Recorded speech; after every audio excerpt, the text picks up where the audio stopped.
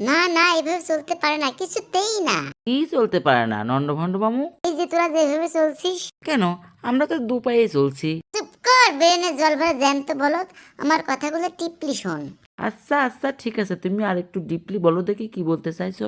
ইতিহাস বইতে যখন আমার জীবনী ছাপা হবে, তখন ছাপাখানার লোক আমার ছবি পাবে কোথায়? ফুল বডি হাফ বডি দুটো ছবি কিন্তু রেখে দিবি, বুঝলি? কিন্তু তোমার ছবি ইতিহাস বইতে ছাপাবে কেন? কেন, আমার মতো পৃথিবীতে আর কোন লোকটা নিজের জীবনটা এমন হালাই ফালাই আড্ডায় দান করেছে রে খেলটা বলে জানলা? আপনার নামটা ইতিহাস বইতে কেন, ভূগোল বইতেও উঠে যেতে পারে। তুই কি বলতে চাইছিস পশু?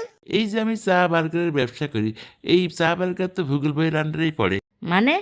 আমার ছেলে তো আবার জেনে জেনে ভূগোল বইতে পড়ে চা বার্গার পৃথিবীর কোথায় উৎপাদন হয়। কিন্তু এখানে আমার নাম ঢুকবে কি করে? খুব সহজেই ঢুকে পড়বি। ভূগোল বই যারা নেকেন তাদের বলেন এটাও জুড়ে দিতে, পৃথিবীর মধ্যে সবচেয়ে বেশি ধারে চা এবং বার্গার কার পেটে যায়। কি এত বড় অপমান!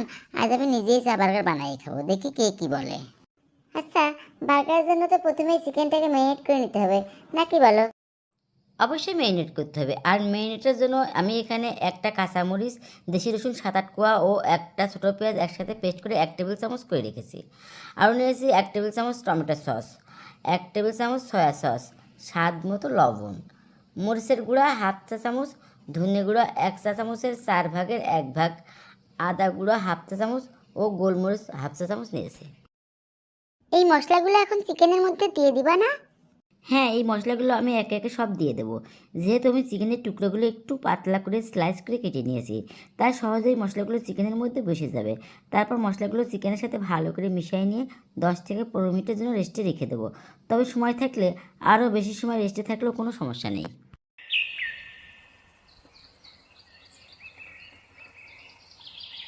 চিকেনের মধ্যে এই সামান্য মশলা দিতে এত সময় লাগছে কেন? মশলাগুলো দেওয়ার পরও তো এখনো মাখামাখি করতে হবে। শুধু মাখামাখি করলেই হবে না, আরও তো অনেক কাজ আছে, সেগুলোও তো করতে হবে।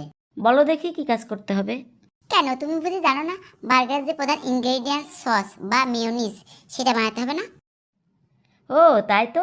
বার্গারের সস বা মেয়োনিজ বানানোর জন্য একটি জারের মধ্যে প্রথমেই নিয়ে নিলাম রুম টেম্পারেচারে থাকা একটি ডিম, রসুন কুচি 1 টেবিল চামচ, সাদা গোলমরিচের গুঁড়া 1 চা চামচ, হলুদ সরিষা গুঁড়া 1 চা চামচ, চিনি 1 টেবিল চামচ, লবণ 1/2 চা চামচ, গুঁড়ো দুধ 1 টেবিল চামচ।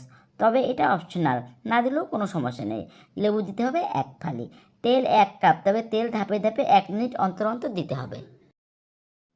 আচ্ছা, প্রথমে কি 2 টেবিল চামচ তেল দিয়ে এই মিশ্রণটা বিট করতে হবে?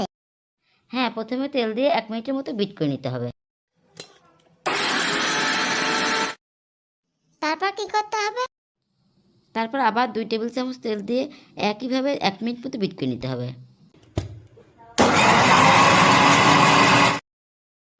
আচ্ছা, এভাবে 2 বার তেল দিলে কি মেয়োনিজ হয়ে যাবে? দূর বোকা, এভাবে 6-7 বার তেল দিয়ে বিট করার পর যখন এই মিশ্রণের মধ্যে একটা থিকনেস ভাব চলে আসবে, তখন এর মধ্যে 1/2 কাপ টমেটো সস অ্যাড করে 1 মিনিট মতো বিট করে নিতে হবে। তাহলে এভাবেই কি তৈরি হয়ে যাবে বার্গার সস বা মেয়োনিজ? হ্যাঁ, এভাবে রেডি হয়ে যাবে খুবই সুস্বাদু একটি সস। আর এই সস এতটাই সুস্বাদু যে বার্গার খাওয়ার ইচ্ছাটা আরও বাড়িয়ে দেয়।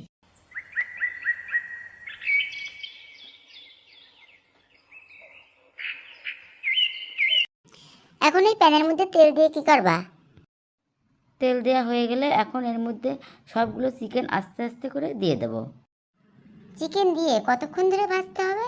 চিকেন দিয়ে কতক্ষণ ভাজতে হবে এর কোনো নির্দিষ্ট সময়সীমা নেই, তবে খুব অল্প জালে আস্তে আস্তে করে এপিট ওপিট করে উল্টায় উল্টায় ভেজে নিতে হবে। আচ্ছা, প্যানের উপরে এইভাবে চিকেনগুলো 4টি অংশে বিভক্ত করছো কেন? যেহেতু দুটো বার্গার তৈরি করব, তাই প্রতিটি বার্গারে 2টি করে চিকেনের অংশ ও 2টি করে স্লাইস চিজ দেবো। আর স্লাইস চিজগুলো এভাবে চিকেনের উপর দিয়ে হিট করে নেব।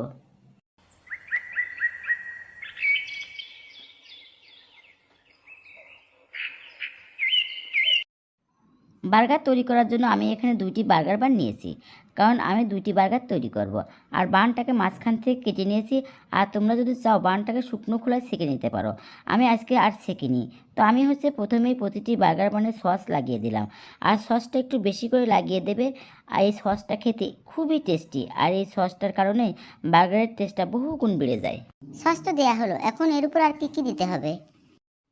এখন এর উপর দিয়ে দিচ্ছি চিকেন সহ যে চিজ রেডি করে রেখেছিলাম সেটি, তার উপর দিয়ে দিচ্ছি লেটুস পাতা, এর উপর আরও দিয়ে দিচ্ছি আর এক পেটি মেল্ট করা চিকেন সহ চিজ, তার উপর আবার আমি বার্গার সস দিয়ে দিচ্ছি, একটু বেশি করেই দিচ্ছি কারণ এই সসটা খুবই টেস্টি।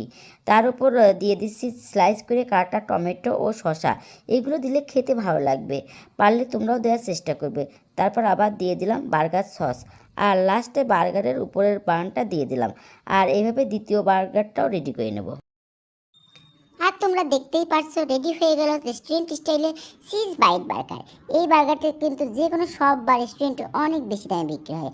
আর তাই তোমরা যদি ঘরে বসে এই সসের সাথে একই পদ্ধতিতে এই বার্গারটা তৈরি করতে চাও, তাহলে আমার বিশ্বাস কেউ খেয়ে ওয়াও না বলে থাকতেই পারবে না। তো বন্ধুরা, এতক্ষণ আমাদের সাথে থাকার জন্য অসংখ্য ধন্যবাদ। আরেকটি কথা, আমাদের এই বার্গারের রেসিপি যদি তোমাদের ভালো লাগে তাহলে প্লিজ বন্ধুরা একটি সাবস্ক্রাইব করে নিয়মিত আমাদের চ্যানেলের পাশে থাকার অনুরোধ করছি, সেই সাথে অনুরোধ করছি একটি লাইক, কমেন্ট আর শেয়ার করতে। তো বন্ধুরা, অনেকক্ষণ ধরে অনেক বকবক করছি, আর কথা বাড়াবো না। সকলের কাছ থেকে দোয়া প্রার্থনা করে এখানেই বিদায় নিচ্ছি। আল্লাহ হাফেজ।